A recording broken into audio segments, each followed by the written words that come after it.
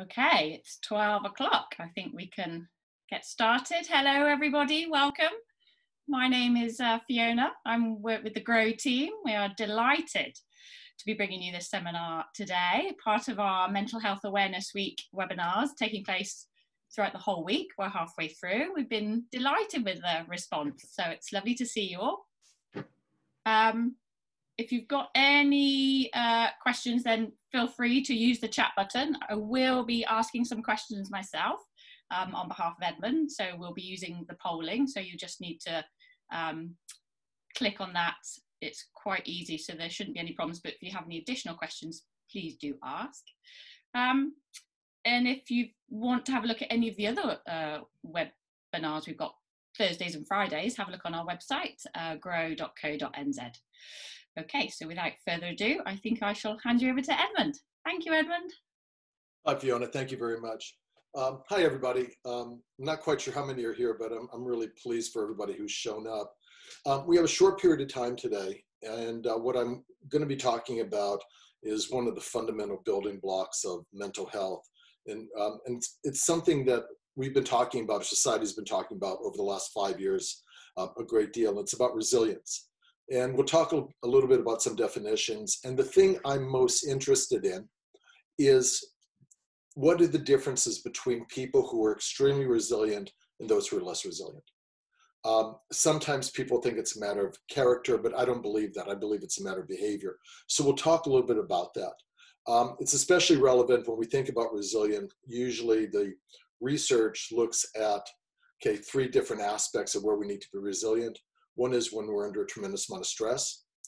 The other is when we go through a period of change. And the other is, of course, when we're in conflict.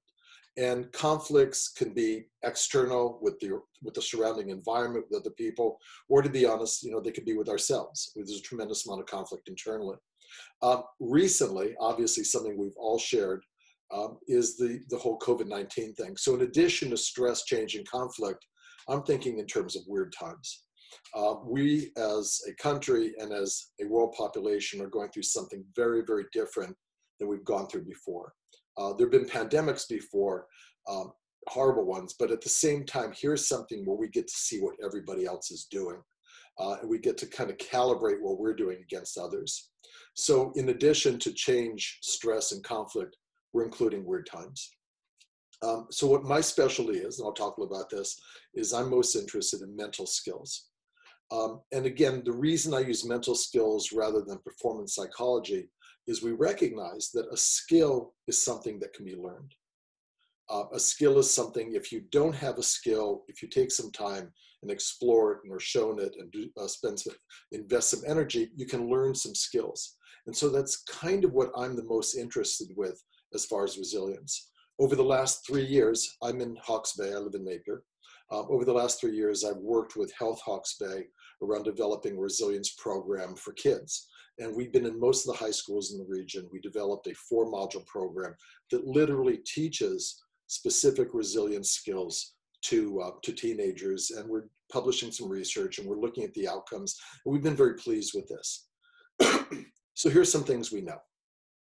The basic definition is resilience is the ability to bounce back from stress, ongoing challenges, and hard times. More importantly, it's the ability to bounce back from the strain and intensity of doing the day-to-day in today's world.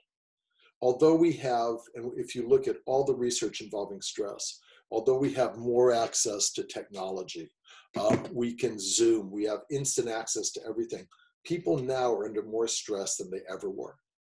Originally, stress, the relationship of stress was your attachment to resources. Do you have enough resources? But now we're seeing even more stress with people who have everyday resources, who can meet their physical needs. So our world itself, while it's become more developed, has become more stressful, and the question of resilience has become greater and greater. The other thing we know, okay, is there are different types of resilience, but it turns out that highly resilient people literally think, strategize, and problem solve differently from people who are not as resilient. And there's some fabulous work around that as well. People who are resilient, we look at people who've gone through tremendously difficult times and they've come out okay, or they've come out even stronger, more inspired. when we talk to them and ask them, what was your approach? What did you think when you were confronted by this? It turns out that literally, okay, they think, they strategize, and they problem solve differently from people who are not resilient. I think that's really interesting. My own personal reference points, obviously from the accent, most of you can tell I'm from the US. My family and I moved here in 2008. Before that, we came over on a couple of times in 2004 and 5. And honestly, we just fell in love with New Zealand. So we went through some things. I was a senior lecturer at the University of California, where I worked in humanities.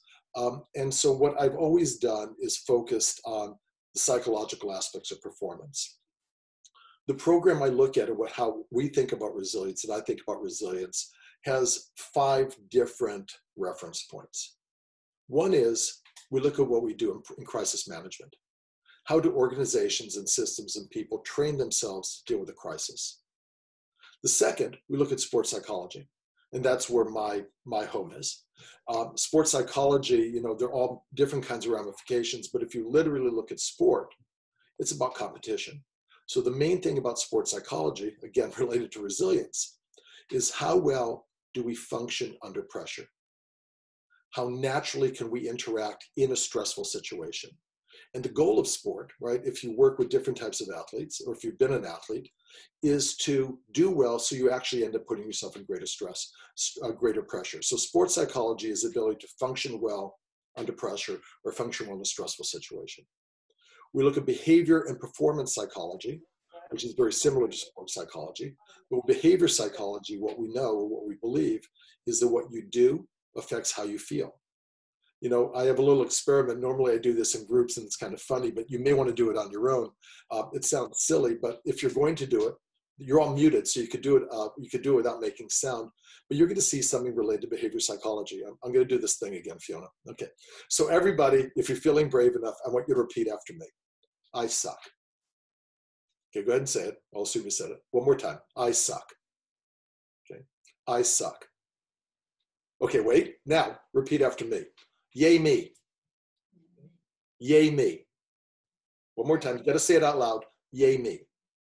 I guarantee you, everyone who bothered to do this, you all feel better after you say yay me than after you say I suck. You all feel a little bit better. If you do it again right now, you're going to feel better anyway. You can't stop it. So if I go one more time, I suck, yay me, I still feel better. Okay, so we attribute meaning to 2 relatively random syllable sounds. By saying those sounds, we end up feeling better. The basis of behavior psychology is what we do affects how we feel. Okay, so we can look at that a little bit. We're going to look at change theory. And change theory is just the dynamics that allow new habits to develop. And finally, from my own background, we look at martial arts. My original training, I teach karate. And I've been doing that since I was small. And that's how I first got associated with my university. After I stopped competing, I was interested in coaching. So I studied Asian studies and I studied psychology, and I'm licensed as a psychotherapist, which is all about change. But the martial arts is all about resilience. What do you do? How do you think? How do you control your emotions so that you function well in a stressful situation? More emphatically, how can you act the way you want to act in a difficult situation? So that's kind of my reference point, my talking point. Okay, so we're going to take a break, not a break, but I'm going to show you 2 short videos, which are basically, for me, almost everything we need to know about resilience. Okay, we'll look at these, we'll discuss these, and what I'm interested in is as we look, what do you feel is going through these people's minds? What do you feel is going through their emotions?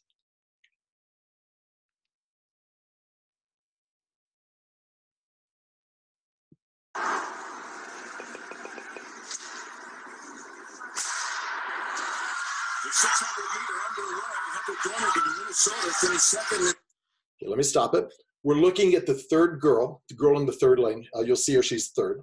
Her name is Heather Jordan. And what this is these women are competing to get on the U.S. Olympic team for the 600 meters, which is 3 times around the 200-meter track. They're talking about her because the way this kind of competition goes, there's been about 20, 25 athletes who are competing for 5 slots. So these runners have been running against each other all day. So the reason they're talking about her is she's favored to win. And so what we're looking at is we're looking at her strategy. She goes from third to two. The reason I like her so much is if you look at a picture of her, she just looks like a nice, sweet girl, but she's meaner than she seems. Her strategy is she tries to get behind the girl in front, and she tries to stay behind that girl for about a lap and a half. When you interview her, what she says is, I like the runner in front of me to hear my footsteps. So she likes to freak her out. So she has a strategy. She's very competitive. And we're going to see how that strategy works out for her. She was a lane full, and Dornan is probably going to be your favorite. She actually won the NCAA championships in 2006 in the 800, but she only won one Big Ten championship in the 2 years. 3 laps. In the mix event, 600 meters, 3 times around the 200-meter track here at the Casino Lounge. She's looking very confident, and the Penn State runner is just running amazing today. She did win her heat in the 400, but ended up taking 4th overall. That's Fondor moving into the lead, the sophomore from Penn State. Dornan been running second. Dornan last year scored 23 points for the Golden Gophers in their Big Ten championship, so they're really relying on getting a lot of points from her this weekend, and she's just coming by Fondor now in the home stretch, holding the bell out. Dornan falling down, gets up quickly, but that's going to cost her. Lucky she wasn't injured. Her teammate just went to the front, though, so they may be able to recover from that. And Dornan is flying down the backstretch. She is going to catch Fondor, and she may catch the leader. Wow. She's got fun. This is a gutsy effort by Dornan. She's moving to third. Dornan coming down the stretch to the outside. Dornan going out strong.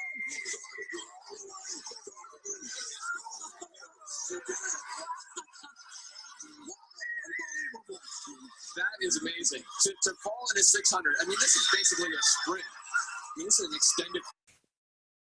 So fabulous, right? Fabulous. And so I lied to you a little bit, right? I didn't lie to you about the strategy. She does get behind the girl in front of her. She does run her into the ground. Then she takes off. What's interesting to me is there's a couple things interesting. She's 19, I think 19 or 20 here.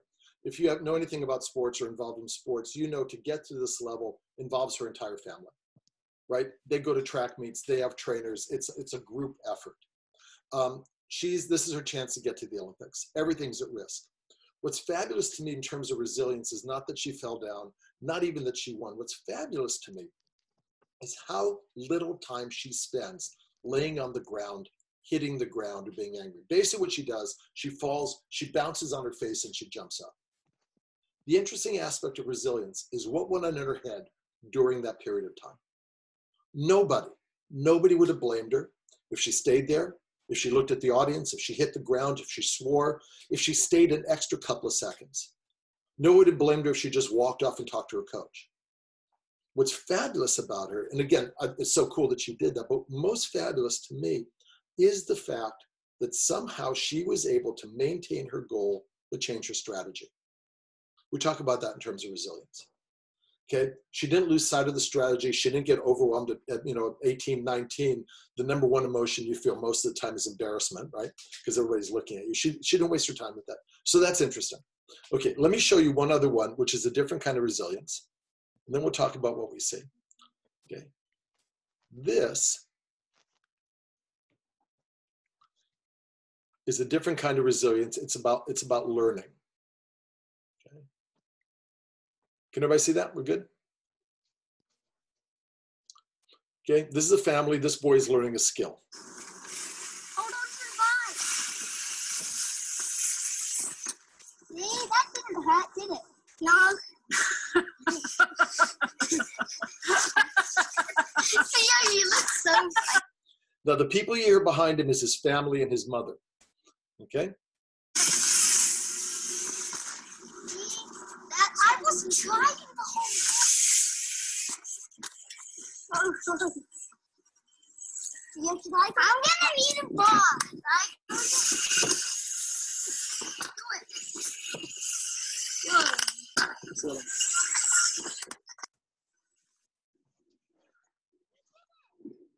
So close.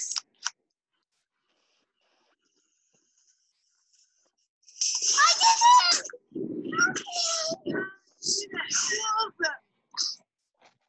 And what we see here is interesting to me as well. Here, the risk is continuing to try something. So obviously he comes out of what we could call a resilient environment. He feels comfortable enough to keep taking a chance, to keep failing, to not feel bad about it, to be supported. Okay, two interesting kinds of resilience. One is you make incredible risk and you make a statement and things fall apart, things don't go as you plan. The other is you struggle with a learning environment. Okay, both those things are interesting. Okay, so here's what we know.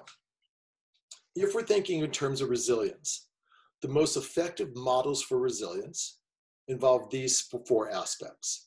Now, I have to be honest, I cheat because I use this with all types of stuff. I do a lot of work with coaches, with sports psychology.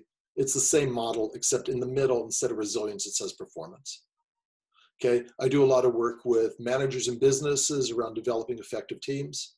Okay, instead of resilience or performance, it says outcomes. Okay, when I work with therapists or I work with parenting, what I like about this model is I like the simplicity. But if you look at it closely, what we know is we only have 4 things that we have any control over whatsoever. Resilient people seem to be able to use these 4 things in a way that helps them. Okay, now we're taking aside the fact how traumatized we feel, how difficult it is. We understand that, we accept that. However, in the worst situations or the easiest, resilient people seem to balance these out. And then also, I really feel necessary to be sure not to try to make it sound like I'm trying to make this easier than it is. You know, for a lot of situations, we recognize that the challenges are tremendous. You know, I don't want to make it sound, and I don't in any way mean it, it's easy, right? You know, the challenges are tremendous. I mean, we need to be resilient if, you know, we lost our good luck charm, but that's a different kind of resilience if somebody we know loves. Sometimes resilience allows us to get over something like the girl that fell down in less than 2 seconds. Sometimes it takes years to get over something. Loss, death, sadness, grief. So in no way am I trying to make it sound like, oh, everybody should bounce back immediately. In fact, psychologically, that's one of the problems nowadays. Part of the aspect, there's a new aspect of survivor guilt where people feel guilty about not bouncing back quickly enough. You know, in a sense, the Victorians had it right. You know, when you lose somebody you love dies and you lose, you know, you should wear black for 2 years and stay in your house for a year because it takes time for healing. So I want to be sure I'm not trying to make it sound easier than it is. I recognize that.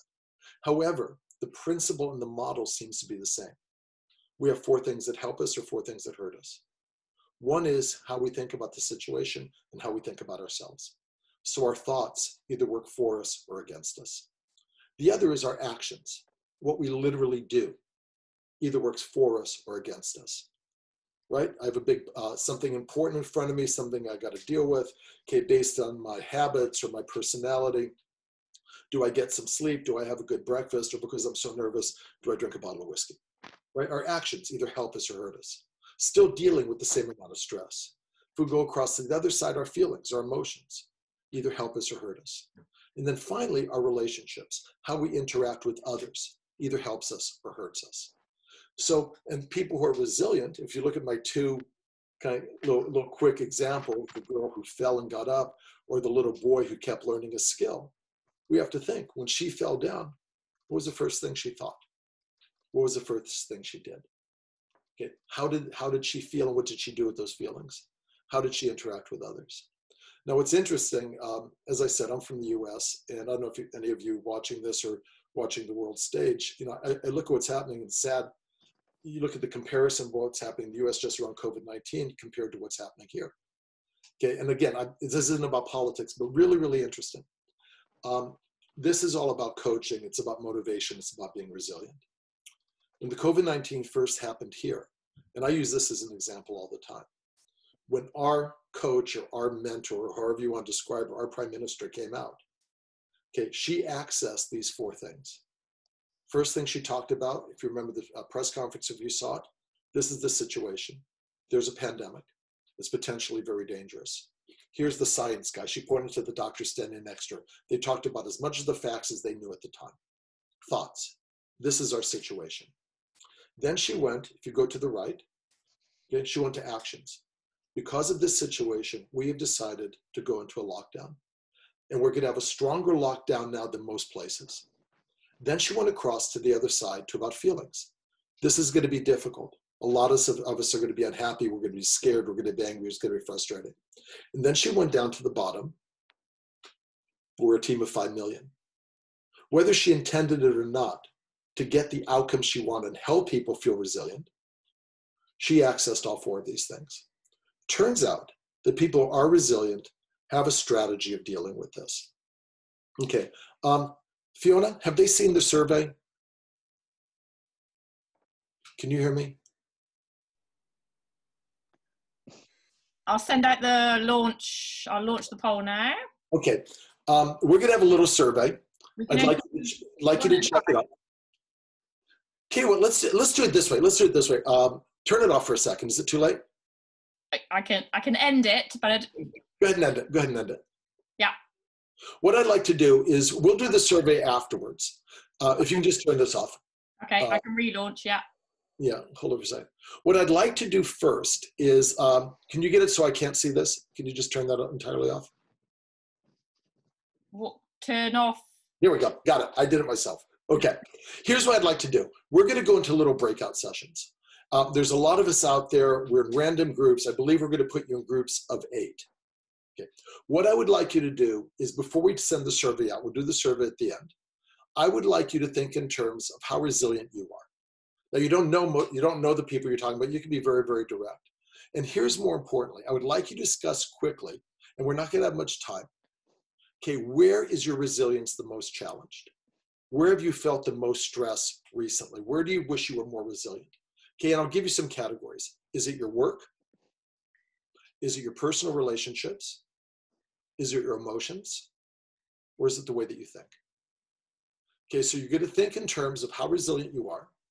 And then you're going to think in terms of where you feel what situation challenges you the most in terms of resilience. Work, personal relationships, emotions, or the way you think. Okay, we're going to give you just 3 or 4 minutes. So go crazy and establish immediate rapport, talk to each other, and then I'll bring you back. And Don't forget, turn your mics on. Yeah, turn your mics on so you can talk to each other. We'll give you 4 minutes, then we come back. Okay, go ahead. Okay. Your mic's on. There you go. Are we in a group somewhere? Oh, Yes, I think we are in a group. Okay. Okay, who's in group? Where are we going? I am. Hello. we work out which group we're in. Hi, Teresa. Yeah, hi there. Hi. Hello. Group I'm in. Hi. You hear me? You too? Yeah. Hello. Anna. Hello. I don't Hi. know if I'm in a group or not, George. I think we're in a group. I feel like we're in a group with everybody. It's a very large group. Quite a large group. Yeah. It does seem that way, doesn't it? There you go. I feel like we're just popping through people. Yeah, I don't. The breakout rooms have happened. Go up to gallery. I'm not quite sure how to do this. Gallery view on your thing. Go to gallery view up the top of your thing rather than speaker. If you go to speaker, you just get one thing up at a time. Gallery view. Gallery view. So we have it, is our group settled now into 6 or so? Yeah. So, You go to Okay. well, where are we? All the people on the right. The breakout rooms haven't worked. Yeah. A lot of people in that group. Very resilient. gallery opportunity. Just thought then. I don't think this is going to work. No. I think you're being resilient and being patient in the first place, isn't it? Yeah. I guess this is an opportunity for us all to talk about exactly what Edmond has said, though. So, yeah, should we do like around the room? My name's Faye Johnson. I'm also part of the team from Grow. So, yeah, not sure what's happening with the technical difficulty right there, but should we jump in and talk about resilience? I'll go first, just to get the ball rolling.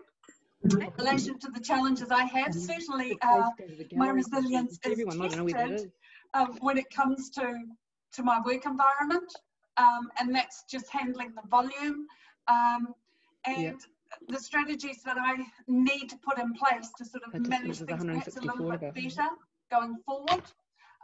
It's just an area of my life rather than personal that I feel needs some attention. I'm also studying, so yeah, it's full on, but that's one area. Trish. Hi, I'm Trish. I'm thinking about where do I struggle with resilience, and it probably is a little bit around work, and it's primarily when I'm in a situation of being evaluated at a high level. What? Yep, keep going. Right, and that's something I'm working on in terms of having more of a growth mindset. Right, yeah. Okay. That's the strategy, is to use growth mindset thinking. Yeah. Thank you. Teresa, would you like to say something? Yes, I also think that my resilience area or area that I can grow in is in the working environment. Especially if I take my personal circumstances, is coming from South Africa, and I'm in a health organization and industry where it was not really my previous background. So just to make sure that you get everything right around an area that you do not have a lot of experience in, so that puts some pressure on, and I think that's an area that you can grow. Right, okay, cool. I know. Your turn. Who else would like to share? Who else has got their mic on? Sharon?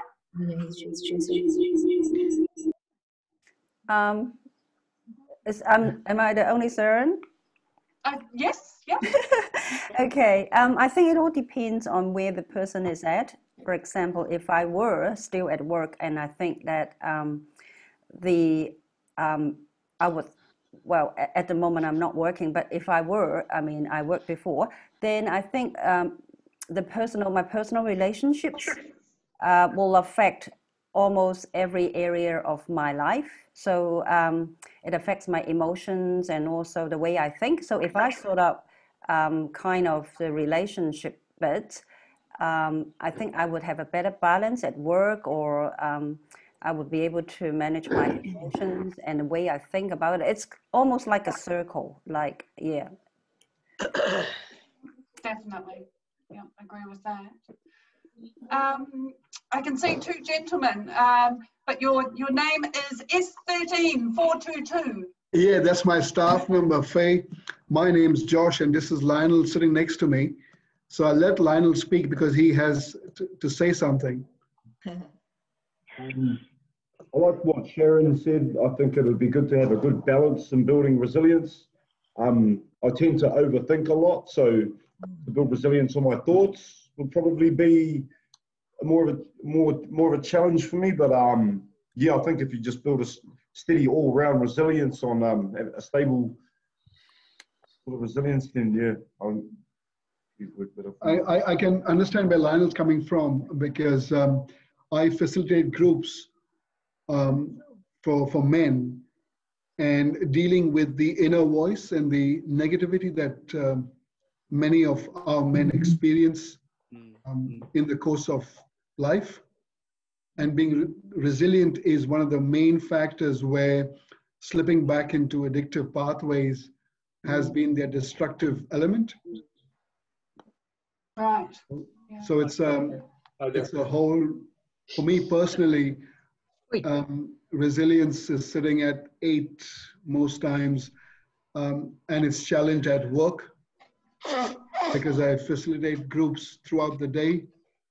Then I go home and I have home problems to deal with. We're going to go back to, we have a lot of different groups talking. If we can, we're going to go back to one big group. And again, I'm sorry this was a little bit confusing, but we seem to get off to a good final. And it's just a thought, but I have some thoughts and that we'll bring back. Are we in the big group? Are we back in the big group, Fiona? All is one now, yeah. Okay, okay. So all of you got a chance to converse. Some of you took some leadership, and I got to eavesdrop a little bit. We'll send the survey out after, but here's some thoughts I'd like you to think about. And one of the methods we do, and one of the method we do before we actually do the resilience work is called projective problem solving. So here's a question. We're not going to go back to the group. Okay. Okay. One method to start growing resilience starts with what we call an if question. If question. And for now, because we have limited time, we're just asking ourselves. Okay, in times of vulnerability, in times where I need to be more resilient, in times where I feel challenged, here's the question. If I was more resilient, what would I do? Okay. And I'm assuming that if you were more resilient, you might do something differently. That what you perceive as your lack of resilience is keeping you from doing. So I just want to answer on our own because it's a little challenging right now with such a big group. But if you were more resilient, what would you do in those situations? Literally do. Okay. So think about that. If you were more resilient, who would you talk to? So if you were more resilient, I'm making the assumption you might reach out and talk to somebody differently. One of the things we know, it's human nature, is when we tend to be hurt, okay, and it's most mammals, when we're hurt, we tend to pull in and hide. It turns out that that's true both physically and emotionally. Okay, so the animals go into the cave. People hold their thoughts inside. But if we look, from my other background about sports psychology, you look at the most resilient, professional, superior, brilliant athletes in the world who perform under stress. What is one thing that all professional, high-performing athletes have? They all have coaches. The most competitive people, the people who force themselves to be in a stressful situation, spend money to hire somebody that they to talk to when things aren't going well. What's wrong with my golf stroke? I can't seem to get off. What are you seeing? What happened here? So what we know is the people who are resilient, instead of what we think of traditional harden up and keep it inside, they harden up by talking to people. They go, there's no secrets. Is there someone I can talk to? So again, the if question, if I was more resilient, who would I talk to? Okay. If you can't think of someone to talk to, you might think, well, if I was more resilient, how would I find somebody that I could talk to? Then the final thing, and three of these questions clearly all relate together. Okay. If I was more resilient, what would I tell myself? Now, I like the whole question about telling yourself, and the way you want to phrase that, and the way I think about it, is the voice you use to talk to yourself, you want to make that be a voice of somebody who has your back, who really likes you. Okay? So if you're more resilient, you might tell yourself something from a positive, supportive voice. Sometimes when we're less resilient, we end up, the thing I joked about at the beginning, saying to ourselves, I suck, I can't do it, I suck. But that's not the most resilient voice. Okay, so here is a method, although we aren't quite getting to techniques, here is a method we look at with if questions. Okay, it's just fantasy, just fantasy. If I was more resilient, what would I do? If I was more resilient, who would I talk to? If I was more resilient, what would I tell myself? So you can start with that. What we know, with either small challenges or large, there are three areas that resilient people use effectively and productively. It seems that resilient people actually use, without thinking about it, some plan, some don't, a set of cognitive control strategies that allow them to see their way out, that allow them to conceptualize the problem in a way that they can resolve, right? The girl who, the example of the girl falling down. Okay, at some point on the way down, she was able to say, get up, let's catch up. Get up, run faster. She didn't say, oh my God, I've disappointed my family, I'm no good, I've ruined my chances. Her cognitive control strategy gave her information that was useful. The second is they seem to be able to use and manage stress effectively. Okay, and they seem to be able to manage stress effectively in the immediate. I don't say get rid of stress, okay, but manage stress effectively in the immediate. If any of you listen to TED Talks, I forget her name, but if you look up a TED Talk and you look up TED Talk stress, There's a woman doing a talk. She's one of those, she looks like she's 12, but she teaches at Harvard. Brilliant talk. Okay, easy to listen to. Very, very sharp. The third thing we know, resilient people have productive communication skills. They seem to be able, and I don't mean they're all wordy, you know, I'm American, I talk a lot, or they're very quiet or this or that, or poetic or analytical. It doesn't mean any of that. Productive communication means they are able to say what they intend on saying. They're able to express themselves, and they are also able to listen and understand what other people mean. Because we know communication goes both ways. So I think that's really interesting, right? So when we work to develop, resilience, that's the 3 focus areas we look at. Cognitive control strategies. How do you control your thoughts? Okay. Managing stress effectively, and productive communication skills. Okay. One thing, you know, one idea, what we look at is when we're really feeling non-resilient, overwhelmed, critical, just, I can't seem to do it. The truth is we spend an awful lot of time kind of going, oh no, oh no, oh no, oh no. The amount of time we spend going, oh no, and panicking completely is related to how resiliently we respond. Seems that everybody starts out with, oh no, oh no. One of the cognitive control strategies is how quickly we go from, oh no, to what do I need to do now? How quickly do we stay at that point of, oh no, and what should I do? Okay. Is there a different behavior? Is there someone I can talk to? Can I reach out? Should I reduce my stress? How should I work on that? My 2 quotes related to this, my favorite quotes of all time. I try to squeeze them into everything I do. One comes from Margaret Mead, who's a very famous anthropologist. She talks about, and I believe this with all my heart, and I see it every day, always remember that you're absolutely unique, just like everyone else. Okay, for those of you who are familiar with Maslow, okay, turns out, and everybody's interested in Maslow's hierarchy of needs, in the sense that, you know, what happens when we're self-actualized. What's more interesting to me is that when we're in crisis, when we're under stress, when we're overwhelmed, we become more and more similar to each other. Okay, it isn't that we become different. We're only different when we have resources. When we're overwhelmed and afraid and panicky and scared and angry and not feeling resilient, we become very similar to each other. That's interesting to me, right? So there's some fundamentals we can do to bring ourselves up. The second is a lot of resilience has to, whether we're resilient or not, just has to do with being self-critical. I love George Bernard Shaw, success covers a multitude of blunders. Resilient people seem to be okay with making mistakes. They don't evaluate themselves too much. They give themselves as much slack as they give somebody else. Okay, they treat themselves in a way that they treat somebody else that they love. And I think that's really interesting. That's what I have for today, just kind of an overview. Okay, if you'd like to write some comments, obviously there's a lot of people here, some thoughts. We're going to release the survey. We're interested in your feedback there. And I think maybe we'll be able to send it out when we send out some things. We'll send out a follow-up of this. Final thing to think about, if you're interested, I'm doing some more of these. This is kind of what I focus on the most. We're doing one where we'll actually address the skills and develop the skills. If you read down through here, we're doing one about building resilient families, teams, and organizations. Turns out that the most successful teams, organizations, countries, families, friendships, partnerships, all do a very similar kind of thing, how they relate to each other. There's a dynamic there that becomes interesting. And then also we're doing about one, let's make me resilient. Again, we'll analyze some skills. And if you're interested in those, I'd love to see you. It'll be smaller groups, but there'll be a link there. Everybody, thank you all very, very much. I hope you got something out of today.